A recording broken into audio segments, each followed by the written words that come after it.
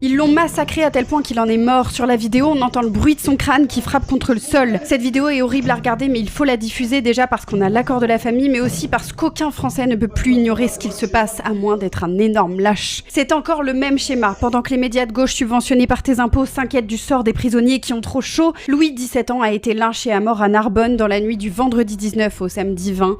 Le jeune homme, considéré comme une personne vulnérable, a été massacré par 5 individus au profil racailleux que vous imaginez. Ces sauvages se sont filmés et ont diffusé les images à certains de leurs amis, des images insoutenables où l'on voit ces barbares s'acharner et rigoler au-dessus de Louis agonisant. Ils étaient en extase devant sa souffrance et ils se sont enfuis sans prévenir les secours parce que, pour eux, sa vie ne vaut rien.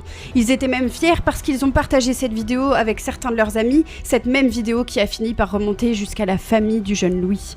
Imaginez leur douleur, leur colère. Il a été retrouvé le lendemain matin gisant sur le sol et tragiquement, ce mardi 23 juin, Louis est décédé après s'être battu corps et âme. Il ne fêtera donc jamais son 18e anniversaire. Cette agression pourrait être un guet-apens tendu à Louis et peut-être même une vengeance car Louis avait porté plainte suite à cette agression du 12 juin. Il se pourrait que ce soit les mêmes individus, écoutez bien, ces ordures ont mis cette vidéo en story à la une. C'est bon, il a tapé quand il dort. Voilà. Ces 5 auteurs présumés qui ont été identifiés ont été placés en garde à vue, ils ont été déférés devant un juge d'instruction. Ils sont depuis mis en examen pour assassinat et sont en détention provisoire.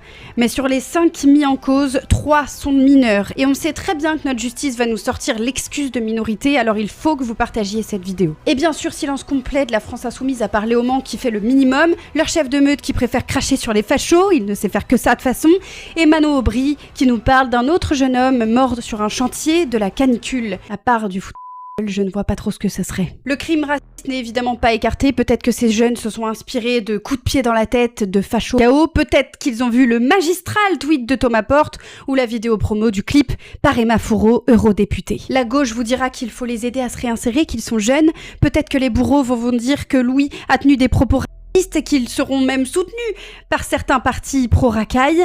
Ils trouveront 1000 excuses, le milieu social, les propos, un contexte. Merima Hassan l'a dit ouvertement sur Radio Nova lorsqu'elle parlait de l'un de ses procès qui tombe le même jour que Madame Le Pen. Je cite « On va donc se croiser entre grands remplacés et grands remplaçants ». Je pense que c'est assez parlant. Il faut enlever l'excuse de minorité, ces gens n'ont plus aucune humanité en eux.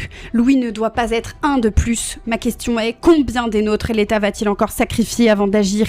Et cette fois vraiment fermement. L'État est responsable et laisse les nôtres se faire tuer. Louis était confié à l'ASE, encore un problème dans le problème. Où est la fermeté dont ils nous parlent tous depuis des années? Justice pour Louis et pour sa famille à qui j'adresse mes plus sincères condoléances.